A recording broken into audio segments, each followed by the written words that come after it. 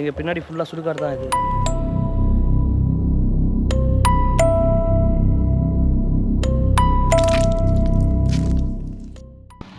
இங்கே பாருங்க, இந்த பாதை இதோட முடியுது. இந்த பாதைக்காகவே வந்தோம். இந்த பாதை அப்படியே நேராக வந்து இங்கே முடிஞ்சிருச்சு.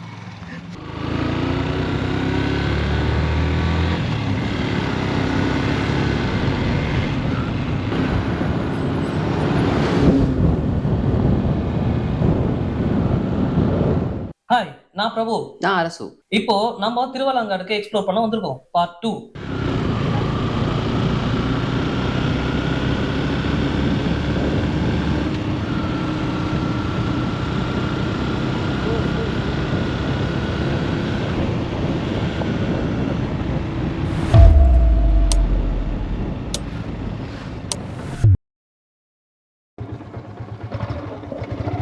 திருப்பி அரசு முட்டுச்சந்தில் வந்து நிப்பாட்டிட்டான். இந்த ஆட்டுகளை பார்த்துக்கிட்டே வழியை விட்டு இந்த ஒரு பாதையில் ஒத்தையடி பாதையில் வந்துட்டான். எங்கே போகிறதுன்னு தெரில. திருப்பி ரிட்டர்ன் போகிறோம். சுற்றி முடியெல்லாம் கலைஞ்சி போச்சு. எங்களுக்கு பின்னாடி சூரியனை பாருங்கள் எப்படி இருக்குன்னு.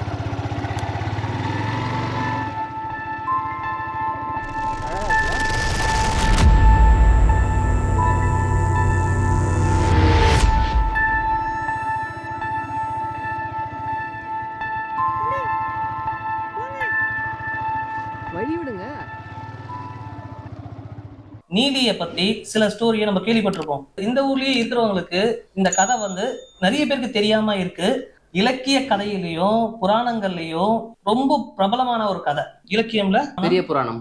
நீலியை பத்தி அறகுறையா தெரிஞ்சுக்கிட்டு நம்ம இந்த ஊரை விட்டு போக முடியாது. நீலி இங்க இருந்தாங்க அப்படின்றதுக்கு புராண காலத்துல இருந்து இப்போதைக்கு வரைக்கும் சில அடையாளங்கள் இருக்கு. இது எங்க இருக்குன்னு சொல்லிட்டு போய் நேர்ல போய் நம்ம எக்ஸ்ப்ளோர் பண்ண போறோம். ஓவராலா பாத்தீங்கன்னா நீலி ஒரு பேய்.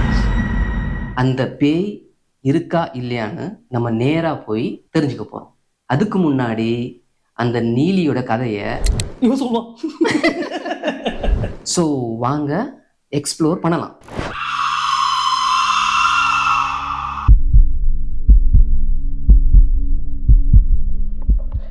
நாங்கள் இங்கே வழி மாறி வந்துட்டோம். திருவலங்காடு போகிறதுக்கு பதிலாக நாங்கள் வேறு ஒரு வழியாக வந்துட்டோம். சரியாக இங்கே பாதை தெரியல. சில பேருக்கு வந்து அந்த நீலி கோயில் எங்கே இருக்குதுன்னு தெரியல. அவங்க நீலி கோயில்னாவே ஆச்சரியமாக கேட்குறாங்க. நீலி கோயிலா, அது எங்கே இருக்குதுன்னு கேட்குறாங்க. எந்த ஊருக்கு போகணுன்னு கேட்குறாங்க. ஸோ அதுதான் இங்கே தேடிட்டு இருக்கோம்.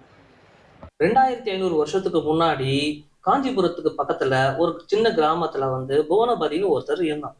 அவனும் அவனுடைய மனைவியும் ரொம்ப சந்தோஷமா வாழ்ந்துட்டு இருந்தாங்க. இந்த சூழல்ல வேலை விஷயமா காசிக்கு போனா புவனபதி. போன இடத்துல சாத்தியக்கியன்னு சொல்லி ஒரு பூசாரிய சந்திச்சான் புவனபதி. இந்த பூசாரிக்கு வந்து இவனுடைய நடத்தை, வியாபார நுணுக்கம் இதெல்லாம் பார்த்து அவரை பிடிச்சு போகுது. புவனபதியை வந்து தன்னோட வீட்டுக்கு விருந்துக்கு அழைக்கிறாரு. விருந்துக்கு அழைச்ச பிறகு அவர் வந்து தன் பொண்ணை நவக்கியானிய கல்யாணம் பண்ணிக்கிறியா அப்படின்னு கேட்கிறாரு. கேட்ட உடனே மறுப்பு சொல்லாம, தனக்கு முன்னாடியே கல்யாணம் ஆச்சுன்னு அதையும் சொல்லாம என்ன பண்றான்னா கல்யாணம் பண்ணிக்கிட்டு அங்கேயே இருந்துடுறான். அவனுக்கு வந்து அந்த வாழ்க்கை ரொம்ப பிடிச்சி போகுது. அப்படியே காலங்கள் போயிட்டே இருக்கு. நம்ம இதோட இன்னும் கொஞ்சம் சந்தோஷமா இருக்கணும்னா நமக்கு இன்னும் வசதி வாய்ப்பெல்லாம் தேவை. அதுக்காக நம்ம என்ன பண்ணோம்னா ஊர்ல விட்டுட்டு வந்த ப்ராப்பர்ட்டியும் அதெல்லாம் நம்ம வித்துட்டு நம்ம இங்க வந்து செட்டில் ஆயிடலாம்னு சொல்லிட்டு மறுபடியும் காஞ்சிபுரத்துக்கு வரோம். இப்போ வந்து நீலியோட பாதம் வந்து இங்கே இருக்கான். அதை பார்க்க போகிறோம். ஆமாம். எந்த பக்கம்டா? இந்த ரைட்டா? வெயிட். காஞ்சிபுரத்துக்கு வந்த உடனே தேவையான நகையெல்லாம் எடுத்துக்கிட்டு நான் மறுபடியும் காசிக்கு போகணும் அப்படின்னு சொல்கிறான். இதை கேட்ட மனைவி என்னை விட்டு பிரிஞ்ச வரைக்கும் போதும், என்னையும் கூட்டிகிட்டு போங்க, நானும் உங்க கூட வரேன் அப்படின்னு அடம் பிடிக்கிறான். இவர் மனைவியை கூட்டிட்டு போகும்போது அவங்க மனைவியோட தம்பியும் வந்து நானும் கூட வரேன்னு சொல்லிட்டு கூட வந்துடுறாரு. இவருக்கு விருப்பமே கிடையாது கூட்டிட்டு போறதுல. அதனால என்ன பண்றாருன்னா பாதி வழி வரைக்கும் கூட்டிட்டு போகும்போது காஞ்சிபுரத்துல இருந்து கொஞ்சம் தூரத்துல தான் இருக்குது இந்த பழையனூர். அப்போ அவனுடைய மச்சானை பார்த்து எங்க தண்ணி இருக்குன்ட்டு போய் பார்த்துட்டு தண்ணி எடுத்துட்டு வான்னு சொல்லிட்டு தன்னுடைய மச்சானை அனுப்பி விட்டுறான். அமுச்சு வச்சவனே தூங்கிட்டு இருக்க தன் மனைவி மேல ஒரு பெரிய கல்லை போட்டு கொன்னுட்டு எல்லா நகையும் எடுத்துட்டு ஓடிடுறான். திரும்பி வந்த மச்சான் வந்து அஜிஜோ நம்ம அக்காவை யாரோ கொண்டுட்டாங்க, நம்ம மச்சானையும் காணும்னு சொல்லிட்டு என்ன பண்றான்னா அந்த பயத்திலேயே வீட்டுக்கும் திரும்பி போக முடியாம ஆலமரத்துல தற்கொலை பண்ணிட்டு செத்துறான். இதனால அங்க 2 ஆன்மா வந்து பேயா சுத்திக்கிட்டு இருக்கு. அங்கிருந்து போன புவனபதி காசிக்கு போய் செட்டில் ஆயிட்டான். திரும்பி வரவே இல்லை. எந்த பக்கம் போறேனே தெரியல. சரி, அந்த பக்கம் போயிட்டு அந்த ரூட்ல போகலாம். ஐயோ மாட்டிக்கிச்சே வண்டி. மேடு மேடு ஒன்றும் இல்லை. எடு பின்னாடி பின்னாடி எடு பின்னாடி எடு பின்னாடி எடு. அப்படியே திருப்பிக்கோ அப்படியே திருப்பிக்கோ. ஒருத்தர் சொன்னார் இந்த பக்கம் போவோம்ப்பான்ட்டு. அது பார்த்தா அது ஏதோ உள்ள டொக்கில் போயிட்டே இருக்குது. அது எந்த ஊருக்கு போகிறதுனே தெரியல. இங்கே கேட்டான்னா அந்த மாதிரி ஒரு கோயில் இங்கே இல்லைன்ட்டு சொல்கிறாங்க. சரி பார்ப்போம், அந்த மெயின் ரோட்டில் போய்ட்டு கேட்போம். அந்த மெயின் ரோட்டில் போய் கேட்போம். இப்ப அந்த புவனபதி பாத்தீங்கன்னா மறுபடியும் காஞ்சிபுரத்துல மறுபிறப்பு எடுக்கிறான். அவங்களுடைய அம்மா அப்பா வந்து அவங்களுடைய ஜாதகத்தை கணிக்கிறதுக்கு ஜாதகர்கள் கிட்ட போறாங்க. அந்த ஜாதகர் என்ன சொல்றாருன்னா, பெரிய ஒரு உயிர் ஆபத்து ஒண்ணு இருக்கு, அதனால வடக்க பக்கம் மட்டும் இவர் எந்த காரணத்துக்கு கொண்டு அனுப்பாதீங்க அப்படின்னு சொல்லிடுறாங்க. அதுக்கப்புறமா வந்து அவரு வயசாகி அவங்க அப்பா இறந்துடுறாரு. இறக்கும் போது என்ன சொல்றாருன்னா, தன்னுடைய மகன் கிட்ட வந்து நீ வியாபாரத்துக்கு எந்த பக்கம் போனாலும் சரி, ஆனா வடக்கு பக்கம் இருக்கிற ஊர் பக்கம் போகவே போகாத அப்படின்னு சொல்லிட்டு அவர் இறந்து போறாரு. அப்படி இறக்கும் போது அவர் கையில ஒரு மந்திரவாளையம் கொடுக்குறாரு. உனக்கு ஒரு ஆபத்து இருக்கு, எங்கேயும் விட்டுறாத, உன் கிட்டே வச்சுக்கோ அப்படின்னு சொல்லிட்டு இறந்து போயிடுறாரு.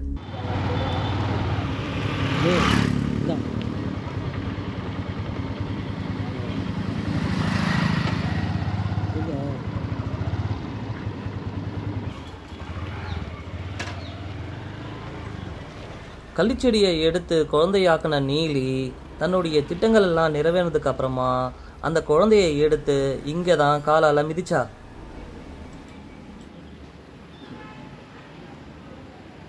அந்த மந்திரவாதி எப்படி கிடைச்சதுன்னா, இந்த பையனுக்கு வந்து வடக்கு சைட்ல பழி வாங்க ஒரு ஆன்மா காத்துட்டு இருக்கு அப்படின்ட்டு. அப்போ அவங்களுடைய பெற்றோர்கள் என்ன கேட்டாங்கன்னா, இதுக்கு என்ன தீர்வுன்ட்டு அந்த ஜாதகர் கிட்ட கேட்டிருக்காங்க. அந்த ஆன்மா கிட்ட வந்து இவரு பாதுகாப்பா இருக்கணும்னா இவருக்கு வந்து ஒரு மந்திரவாள் ஒண்ணு இவர்கிட்ட கொடுக்குறாங்க. அவங்க பெற்றோர் என்ன பண்ணாங்க, அவருக்கு நல்ல ஒரு பெண்ணா பார்த்து கல்யாணம் பண்ணி வச்சு சந்தோஷமா வாழ்ந்துட்டு இருக்காங்க. திருவள்ளாங்காடுல வியாபாரத்துக்காக இவர் போறாரு. போற இடத்துல இதே போல பொழுது சாஞ்ச உடனே இவர் வந்து குறுக்கு வழி பாதையில ஒரு காட்டு பக்கமா போகணும்ட்டு முடிவெடுக்கிறாரு.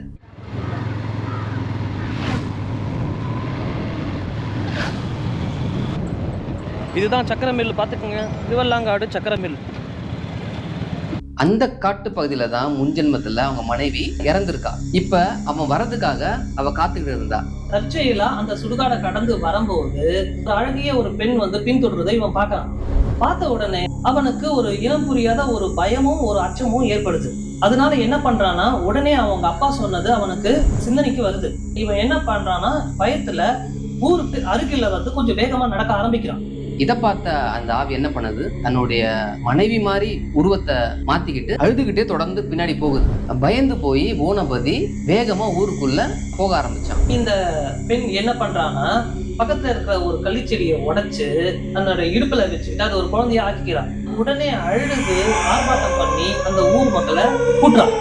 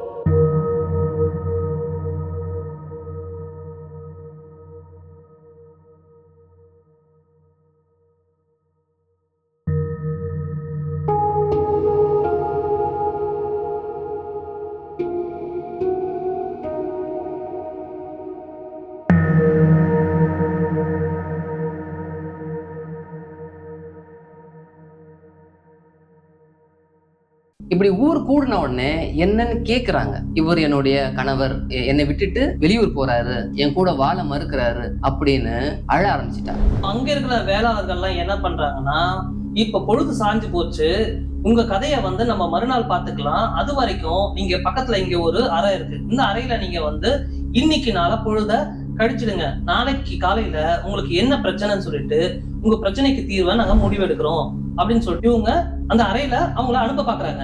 ஆனா பூனபதி இது என் மனைவி இல்ல, இது ஒரு பேய் அப்படின்னு ஆர்ப்பாட்டம் பண்றான். இதுக்கு இடையில வந்து பாத்தீங்கன்னா அந்த குட்டி குழந்தை இருக்குல்ல, அது குடுக்குன்னு ஓடி வந்து அப்பா அப்படின்னு சொல்லிட்டு கொஞ்சுது. ஏன்னா குழந்தை பொய் சொல்லாது அப்படின்ட்டு அவங்க வந்து நம்பிட்டாங்க.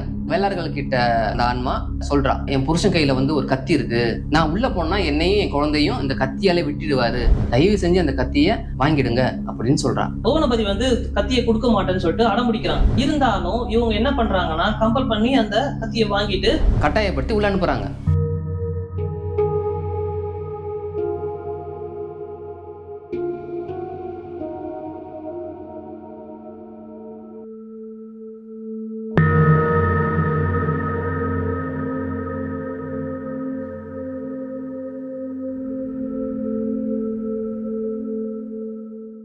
கடைசியா அது வெளியில அவங்க அந்த வேளாளர் கதவை சாத்தி பூட்டிட்டு போயிட்டாங்க.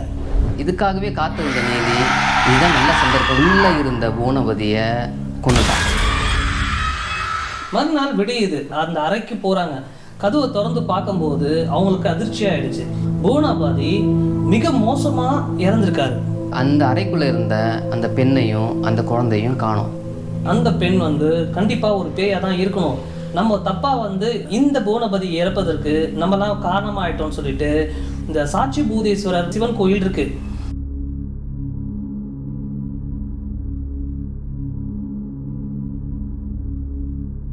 அந்த சாட்சி பூதேஸ்வரர் எதிர்கவே 69 பேரும் சேர்ந்து தீ குளிச்சு அந்த இடத்துலயே அவங்க உயிரை மாற்றிக்கிறாங்க.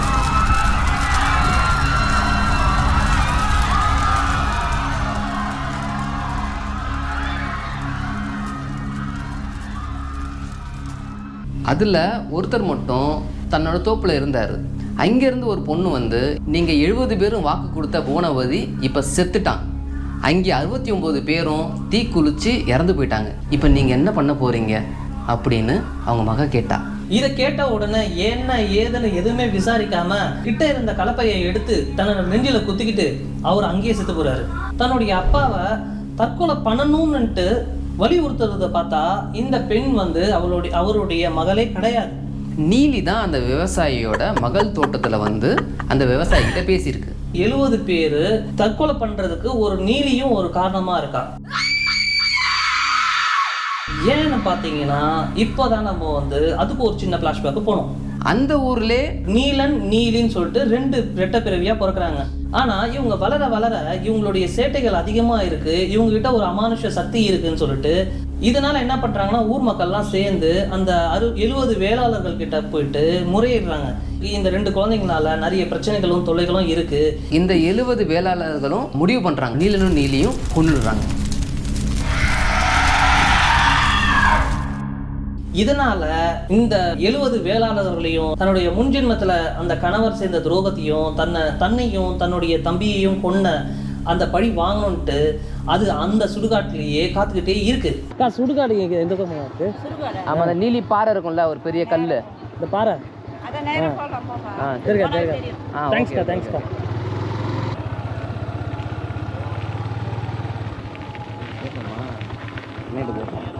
அண்ணா இங்க நீலி பாறை அது எங்கண்ணா இருக்கு? நீலி பாறை. ஓகேண்ணா ஓகேண்ணா. இப்படி போகணுமா? சரிண்ணா சரிண்ணா தேங்க்ஸ்ண்ணா.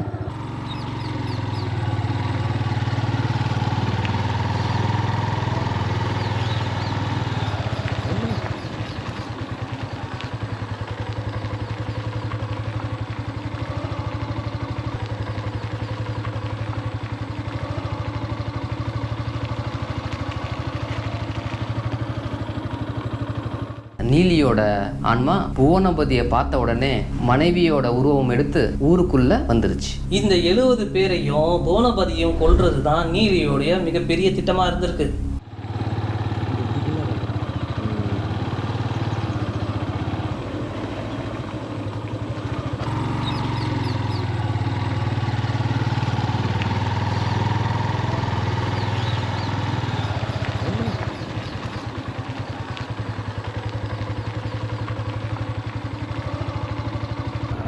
பாருங்க வியூவர்ஸ், இதுதான் நீலிப்பாறை. நீலிப்பாறை கிட்ட நம்ம வந்துட்டோம், தேடி கண்டுபிடிச்சிட்டோம்.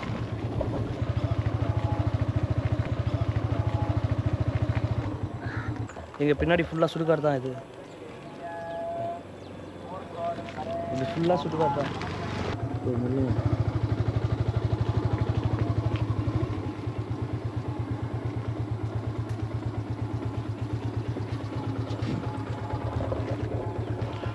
வழியா இந்த பாறையை தேடி கரெக்டாக வந்துட்டோம். ஆனால் நிறைய பேருக்கு இந்த பாறை எங்கே இருக்குதுன்னு கேட்டால் தெரியலன்னு சொன்னாங்க. நீலி பாறைனா அது என்னதுன்னு கேட்டாங்க. வேறு இடத்துக்கு அனுப்பிச்சி விட்டாங்க. கடைசியாக நாங்கள் இந்த இடத்துக்கு கஷ்டப்பட்டு தேடி வந்துட்டோம். இது ஃபுல்லாக சுடுகாடு, நல்லா பார்த்துக்குங்க. கடைசியாக ஒரு அண்ணன் அவர் தான் இதுக்கு கரெக்டாக அட்ரஸ் சொல்லி அனுப்பிச்சாரு.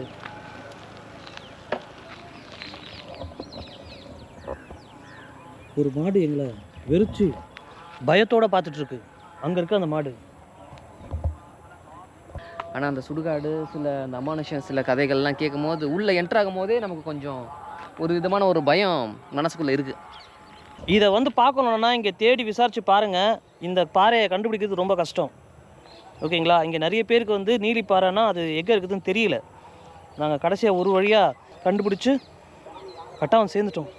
இங்கே சூரியன் இப்போ அஸ்தமாகிற கொஞ்சத்துக்கு முன்னாடியே வந்துட்டோம். இல்லைன்னா இந்த இடத்த கண்டுபிடிக்கிறது ரொம்ப கஷ்டமாக இருக்கும்.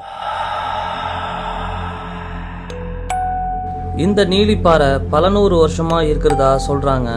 இந்த இடத்துல தான் வந்து நீலி புவனபதியை கொல்றதுக்காக காத்துட்டு இருந்தா. காளி கோயில் இங்க இருக்கு. இந்த நீலியோட ஸ்டோரிக்கு ரிலேட்டடான இந்த கோயில், இந்த காளி கோயில். காளி தான் வந்து அந்த அவங்களோட ஆன்மாவை சாந்திப்படுத்துறது தான் சொல்றாங்க. தீராத கோபமாக இருந்த இந்த நீலியை இந்த கோயிலில் இருக்க காளி தான் நீலியை சாந்தப்படுத்தி தனக்குள்ள ஐக்கியமாக்கிக்கிடுச்சு. இந்த இடத்த விட்டு நாங்கள் கிளம்புறோம். திகில் நிறைஞ்ச இடம், சுற்றி சுடுகாடு. கேட்குறவங்களாம் ஆச்சரியமாகவே பதிலான ஒரு விஷயம். யாரை கேட்டாலும் ஒரு திகிலான பதிலை தான் சொல்கிறாங்க. என்னன்னா தெரியலன்றாங்க. அதே எங்களுக்கு திகிலாக தான் இருக்குது. ஏன்னா பேய் கதைனாவே எல்லாருக்கும் திகிலாக தானே இருக்கும். பாருங்கள், காலையில் சூரியன் இந்த பக்கம் இருந்துச்சு. இப்போது சுற்றி கித்தி சாயந்தரமாகிடுச்சு. இப்போ சூரியன் இந்த பக்கம் வந்துச்சு. என்ன ஒரு அதிசயம் பாருங்கள். என்ன ஒரு கண்டுபிடிப்பு இல்லை? அட்லீஸ்ட் காலையிலேருந்து என்ன பண்ணேன்னு கேட்டேன்னா சூரியன் இங்கேருந்து அங்கே வந்துச்சுன்னு சொல்லணும்ல. அதை தான் நான் கரெக்டாக நோட் பண்ணியிருக்கேன். That is called research.